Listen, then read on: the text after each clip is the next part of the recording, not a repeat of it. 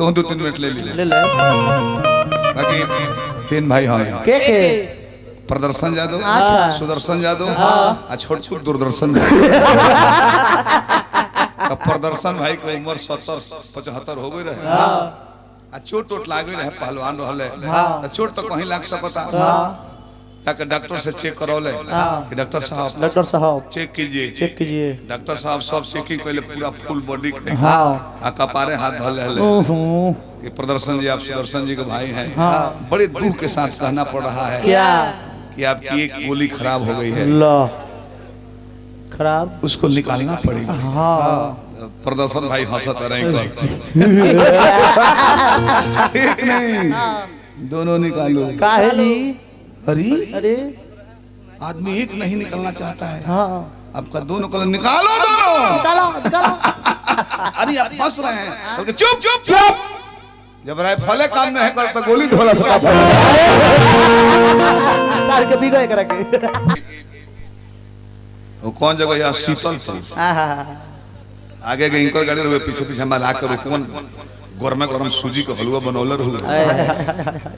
गाड़ी रोक दो सुदर्शन भाई, इनका थेथरावा पर याद पड़ गया। तो पीछे हमारे हमको कुछ खेबे करे हैं। ये जाए कहता रहे कि हम सुदर्शन में आसाई 3 हत्ता नहीं लो तो पहले दिन थला देख ले 3 हत्ता नहीं। तो ये सूजी का हलवा नो जी ओ ये तो दलम बा। आई बेटी आई ना दूधी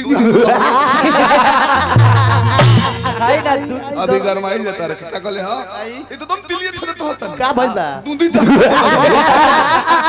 अभी गरमाई में चिंता मत कली।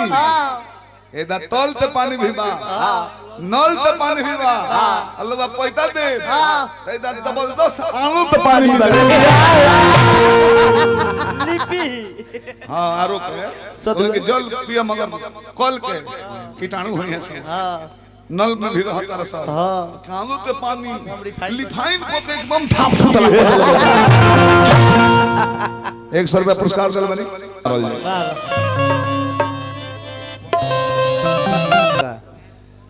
इनकर बात काटे के पौर हमरा नहीं खजूर ना अब बताई केहू के पूजा करत रहो। रौरे मान ली मुखिया हो गेल बनी रौरा दुआर पर प्रशंसा नु करो। मुखिया जी महान बने रहो, हर घर चर्चा गवाता तब रुआ को की तरह के चापा कल पास हुई जाके कहीं की हर पेट आंगन बढ़ी के तसला नहीं और लगा था भैया तो आंगन बड़ी तसला हो तो वो चापा कल पास करम के कॉल के हंडी निकाल के तू हंडी अब तू गणेश जी के पेट के शिकायत करतो लग हालांकि आंगन बढ़ी के नदकोला हो माने ओही में खिचड़ी बनेला हो गोतर बेढांगा हमें गणेश जी बेलूरे कह देला कोने में छीने हो त माइक के तोहरो ले बेढांगा लगल उ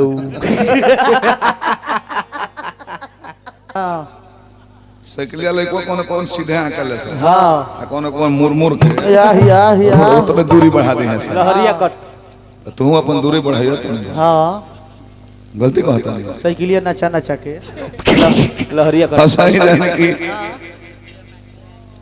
हम बोली तो न कुछ कहे के बा कुछ अपन दिमाग नहीं में यूज करे के कि 4 चांद लगा दे। हां एगो पियो कोल रहे जनता जी। हां पियो कोल रहे ना कि हो पिया दे रहे। अच्छा अब बेआदत के पियला पर बड़ी अखिर खुलेला भैया। हां जी छत पर चढ़ गइल। हां ऊपर ताकत करी भगवान जी का तना मार करी जरा होता रहे जनरेटर के आवाज आवता है लो तले चना में ऊपर अरे हजारों वाट का बोल लगा एंगा घूमत रहे बाउंड्री दिहल ना रहे छत में। हां तले लात नीचे पड़ गई। अच्छा आगो ही घर के धड़ाम से जब छत पर से गिरा तो 2-4 को सवांग लो दौड़ उठावे खातिर कि भाई पहले भाई बड़ा उठाओ का भाई तो सरिया होता उठाता माने का भाई माने टूटा फटल चोट नहीं खानी पहले का भाई तो वो कहता कि हम का जानते नहीं जब पहले से का होता। अच्छा हम तो अब ऊपर से नीचे हमरो को बताओ ले कौन फंक्शन पार्टी चलता तो 2-3 मिनट ले ले बाकी 3 भाई हाँ के प्रदर्शन जादव, सुदर्शन जादव, छोटकू दूरदर्शन। प्रदर्शन भाई के उम्र 70-75 हो गई रहे आ चोट टोट लागे रहे पहलवान रहले तो चोट तो कहीं लाग सकता ताकि डॉक्टर से चेक करौले कि डॉक्टर साहब चेक कीजिए डॉक्टर साहब सब चेकिंग पहले पूरा फुल बॉडी के आ कपारे हाथ धल ले कि प्रदर्शन जी आप सुदर्शन जी के भाई हैं बड़े दुख के साथ कहना पड़ रहा है क्या कि आपकी एक गोली खराब हो गई है खराब उसको निकालना पड़ेगा प्रदर्शन भाई हंसत रहे एक नहीं दोनों निकालो काहे जी अरे आदमी एक नहीं निकलना चाहता है आपका दोनों कलर निकालो दोनों अरे आप हंस रहे हैं बल्कि चुप जब राइफल काम नहीं करता गोली धोला सका के बिगड़ के